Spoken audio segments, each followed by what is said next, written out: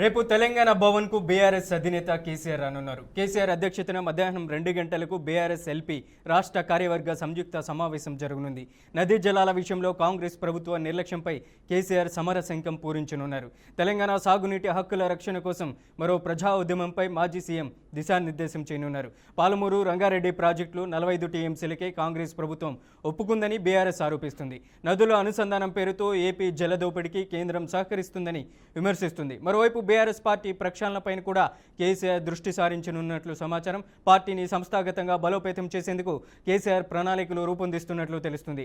చాలా రోజుల తర్వాత తమ అధినేత తెలంగాణ భవన్కు రానుండడంతో పార్టీ శ్రేణుల్లో జోష్ నెలకొంది. బీఆర్ఎస్ ఎల్పీ సమావేశం తర్వాత కేసీఆర్ మీడియాతో మాట్లాడే అవకాశం ఉన్నట్టు. మేడిగడ్డ నిర్మాణ సంస్థ ఎల్ఐన్టీపై క్రిమినల్ కేసు పెట్టాలని తెలంగాణ ప్రభుత్వం నిర్ణయం తీసుకుంది. బ్యారేజ్ పునరుద్ధరణ పనులకు ముందుకు రాకపోవడంతో క్రిమినల్ చర్యలకు సన్నద్ధమైనట్లు తెలుస్తుంది. ఇక క్రిమినల్ కేసు పెట్టేందుకు న్యాయశాఖ సైతం గ్రీన్ సిగ్నల్ ఇచ్చింది. మేడిగడ్డ వైఫల్యానికి బాధ్యత ఎల్ఐన్టీదేనని నిర్ధారణకు వచ్చింది ప్రభుత్వం. అయితే ముందుగా షోకాజ్ నోటీసులు జారీ చేసి క్రిమినల్ కేసు పెట్టాలని జస్టిస్ చంద్రఘోష్ కమిషన్ అలాగే విజిలెన్స్ విభాగం సిఫార్సు చేసింది. ఫోన్ ట్యాపింగ్ కేసులో సిట్ అధికారులు దర్యాప్తును వేగవంతం చేశారు. మాజీ ఇంటెలిజెన్స్ చీఫ్ ప్రభాకర్ రావు విచారణలో కీలక పరిణామాలు చోటు చేసుకున్నాయి. సిట్ బృందం ప్రభాకర్ రావును సిసిఎస్ కు తరలించింది. అక్కడే దాదాపు వారం రోజుల పాటు కస్టోడియల్ విచారణ కొనసాగనుంది.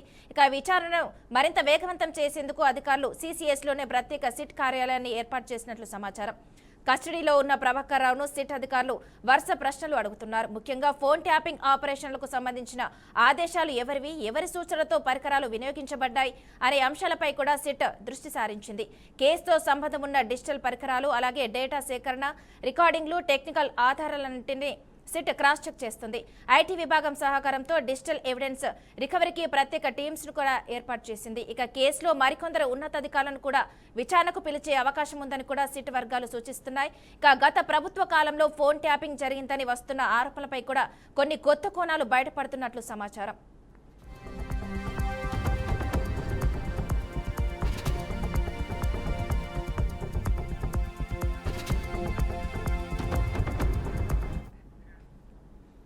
ఆర్థికంగా పటిష్టంగా ఉన్న బ్యాంకులకు భారతీయ రిజర్వ్ బ్యాంక్ భారీ ఊరట కల్పించింది. డిపాజిట్ల బీమా కోసం చెల్లించే ప్రీమియం విధానంలో కీలక మార్పులకు ఆమోదం తెలిపింది. ఇప్పటి వరకు అన్ని బ్యాంకులకు ఒకేలా ఉన్న ప్రీమియం విధానాన్ని సవరించి ఇకపై బ్యాంకు నష్టభయం ఆధారంగా ప్రీమియంను అమలు చేయనుంది. ప్రస్తుతం దేశంలో అన్ని బ్యాంకులు తమ డిపాజిట్లలో ప్రతి 100కు 12 పైసలు చొప్పున deposit insurance and credit guarantee కార్పొరేషన్కి ప్రీమియంగా చెల్లిస్తున్నాయి. అయితే ఆర్బీఐ తాజా నిర్ణయంతో ఈ ఫ్లాట్ విధానానికి తెరపడనుంది. బ్యాంక్ ఆర్థిక పనితీరును బట్టి ప్రీమియం మొత్తం మారుతుంది. దీనివల్ల ఆర్థికంగా బలంగా మెరుగైన పనితీరు కనబర్చే బ్యాంకులకు ప్రీమియం భారం గణనీయంగా తగ్గనుంది.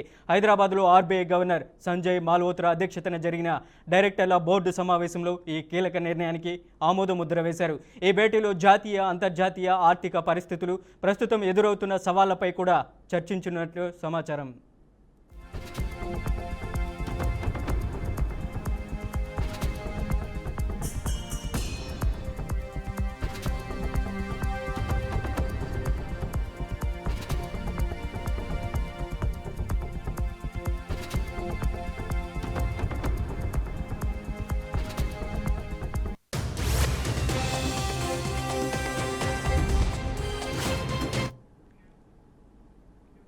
ప్రకాశం జిల్లా గిద్దలూరులో బీజేపీ ఆధ్వర్యంలో ప్రతి ఇంటా స్వదేశీ కార్యక్రమాన్ని ఘనంగా నిర్వహించారు.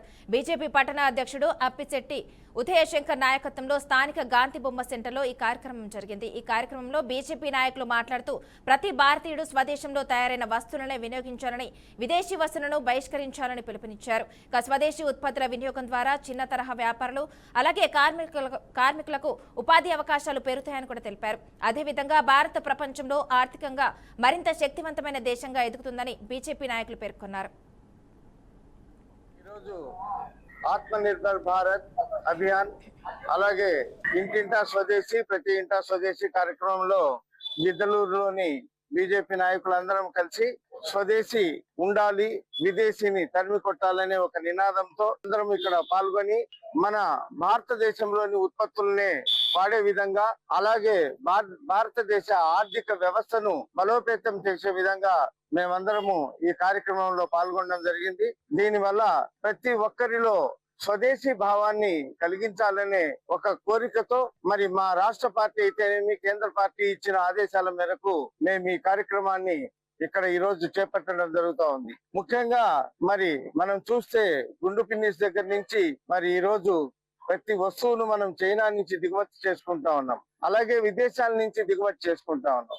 దీనివల్ల మన ఆర్థిక వ్యవస్థ కుంటుపడుతా ఉంది. కాబట్టి మన స్వదేశంలోనే ఉత్పత్తులను పెంచి మన స్వదేశంలోనే ఆ ఉత్పత్తులను మనం వాడుకోవడం వల్ల మన ఆర్థిక వ్యవస్థ బలోపేతం అవుతుంది. అలాగే ఆ గతంలో చూస్తే మనము 10వ స్థానంలో ఉన్నాము. మరి ప్రధానమంత్రి నరేంద్ర మోడీ గారు ఈ బీజేపీ పరిపాలన వచ్చిన ఈ 11 సంవత్సరాల్లో ఈ రోజు మన ఆర్థిక వ్యవస్థ 4వ స్థానానికి వచ్చింది ప్రపంచంలో. అదే కాకుండా మరి రాబోయే ఒక 10 సంవత్సరాల లోపల ప్రపంచంలోనే నెంబర్ 1 గా ఉండాలి అనే ఒక సంకల్పంతో మరి ఈ కార్యక్రమం చేపట్టడం జరిగిందని చెప్పేసి ఈ సందర్భంగా మీకు తెలియజేస్తూ ఈరోజు సూర్యాపేట జిల్లా కోదాడ రూరల్ సిఐ ప్రతాప్ లింగంని సస్పెండ్ చేసి చిలుకలూరు ఎస్ఐ సురేష్ రెడ్డిని జిల్లా పోలీస్ కార్యాలయానికి అటాచ్ చేస్తూ పోలీసు ఉన్నతాధికారులు ఉత్తర్వులు జారీ చేశారు. ఇటీవల కాలంలో చిలుకూరు పోలీస్ స్టేషన్లో సీఎంఆర్ఎఫ్ చెక్ గోల్మాల్ విషయంలో నిందితుడిగా ఉన్న కర్లా రాజేష్ హుజూర్ నగర్ జైల్లో మృతి చెందడంతో సిఐ ప్రతాప్ లింగంని పోలీసులు అధికారులు సస్పెండ్ చేశారు. అయితే రిమాండ్ ఖైదీ అనుమానాస్పద మృతిపై హైకోర్టులో కేసు నడుస్తుండగానే సిఐ ప్రతాప్ లింగంని సస్పెండ్ చేసి చిలుకూరు ఎస్ఐని అటాచ్ చేయడంపై పలు అనుమానాలు వ్యక్తమవుతున్నాయి.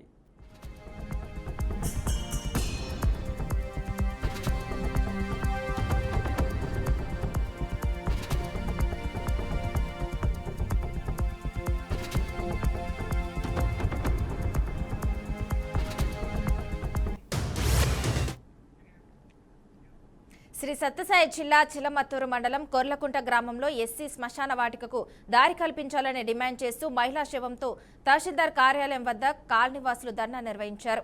రాత్రి కొర్లకుంట ఎస్పీ కాలనీకి చెందిన అంజనమ్మ మృతి చెందగా ఆమె శవాన్ని శ్మశాన వాటికలోకి తీసుకెళ్లడానికి దారి లేకపోవడంతో తహసీల్దార్ ఆఫీస్ వద్ద మృతదేహంతో నిరసన వ్యక్తం చేశారు. గతంలోనూ శ్మశాన వాటికకు దారి లేకపోవడంతో అనేకసార్లు సిపిఎం ఆధ్వర్యంలో ధర్నాలు రాస్తారోకోలు నిర్వహించిన అధికారులు పట్టించుకోలేదని కాలనీవాసులు మండిపడుతున్నారు.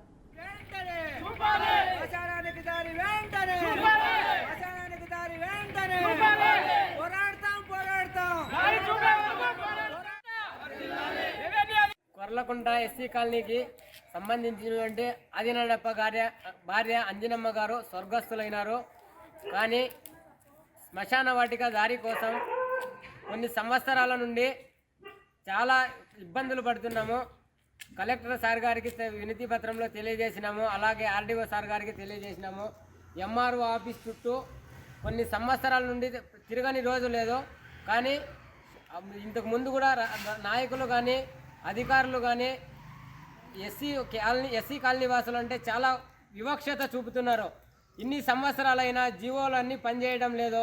ఏదో వచ్చి శవం పడినప్పుడు వచ్చి కల్లిబుల్లి మాటలు చెప్పి మమ్మల్ని మభ్యపెట్టి ఏదో దాన సంస్కారాలు చేసేయండి అని చెప్పి ప్రత్యామ్నాయ మార్గం చూపించడం లేదు. కావున ఈరోజు ఎంఆర్ఓ ఆఫీస్ దగ్గరే ఇక్కడే దాన సంస్కారాలు చేస్తాము. ఇక ముందు ఎలాంటి ఎస్సీ కాలనీలో ఎవరు మరణించినా కానీ దాన సంస్కారాలు చిల్మతారు మండల కార్యాలయంలోనే ఇక్కడే దాన సంస్కారాలు చేస్తామని తెలియజేస్తున్నాము. కొర్లకుంట నెల్లూరు జిల్లా విక్రమసింహపూరి విశ్వవిద్యాలయంలోని కంప్యూటర్ సైన్స్ విభాగం ఆధ్వర్యంలో గత వారం రోజులుగా జరుగుతున్న national workshop on drone technology ఘనంగా ముగిసింది. కేంద్ర ప్రభుత్వం ప్రతిష్టాత్మక పథకం పీఎం ఉషా ఆర్థిక సహకారంతో ఈ శిక్షణ కార్యక్రమాన్ని నిర్వహించారు. ఈ ముగింపు వేడుకలకు విశ్వవిద్యాలయ వైస్ ఛాన్సలర్ ఆచార్య అల్లం శ్రీనివాసరావు ముఖ్య అతిథిగా హాజరయ్యారు. ఈ సందర్భంగా అల్లం శ్రీనివాసరావు మాట్లాడుతూ మారుతున్న కాలానికి అనుగుణంగా విద్యార్థులు డ్రోన్ టెక్నాలజీ వంటి అత్యాధునిక సాంకేతికతపై పట్టు సాధించాలని పిలుపునిచ్చారు. Hands-on experience. See, morning they are explaining you the subject, the fundamentals of drone technology applications, how to handle them and how to program them. So all these things they explain you in theory classes, and at the same time they made you to assemble the sets, right? They help you how to learn programming these drones, and they took you to the fields also and helped you to learn how to fly these drones. So I feel that this is the most successful event in VSU which we have conducted under PMSR program. And we are fortunate that so with the help of IIIT DM Kurnool team, we purchased the components and they made us to assemble those components and prepare the drones here itself. We have developed one laboratory, exclusive laboratory for this drone technology, and yesterday Rangareddy Narsingi police station పరిధిలో మహిళా హత్య case స్థానికంగా కలకలం రేపింది. ఖానాపూర్లో నిర్మాణంలో ఉన్న ఓ ఇంటి భవనంలో ఓ మహిళ దారుణంగా హత్యకు గురైంది. ఘటనపై కేసు నమోదు చేసిన పోలీసులు ప్రాథమిక విచారణలో మృతురాలు ఖానాపూర్కు చెందిన మొఘలమ్మగా గుర్తించారు. కాళ్ల పట్టీల కోసం వివాహిత అయిన మొఘలమ్మను అత్యంత కిరాతకంగా హత్య చేసినట్లు పోలీసులు నిర్ధారించారు. గత వారం నుంచి మొఘలమ్మ కనిపించకపోవడంతో ఆమె భర్త నార్సింగి పోలీస్ స్టేషన్లో ఫిర్యాదు చేయగా విచారణలో హత్య వెలుగులోకి వచ్చింది. ఇక ఈ ఘటనకు సంబంధించి నిందితుల కోసం పోలీసులు ప్రత్యేక బృందాలతో గాలింపు చర్యలు చేపట్టారు.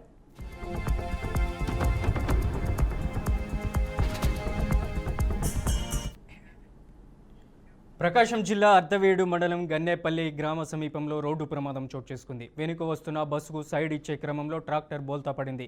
ఈ ప్రమాదంలో ముత్యాల శ్రీను అనే వ్యక్తి సంఘటనా స్థలంలోనే మృతి చెందగా కుమార్ అనే మరో వ్యక్తికి తీవ్ర గాయాలయ్యాయి. గాయపడిన కుమార్ను ఖమ్మం ప్రభుత్వ ఆసుపత్రికి తరలించారు. కడప జిల్లా బద్వేల్ నుండి బోర్ రిపేర్ చేసేందుకు ట్రాక్టర్లు యాచవరానికి వచ్చి తిరుగు ప్రయాణంలో వెళ్తుండగా ఈ ఘటన చోటు చేసుకుంది. కేసు నమోదు చేసుకున్న పోలీసులు దర్యాప్తు చేపట్టారు.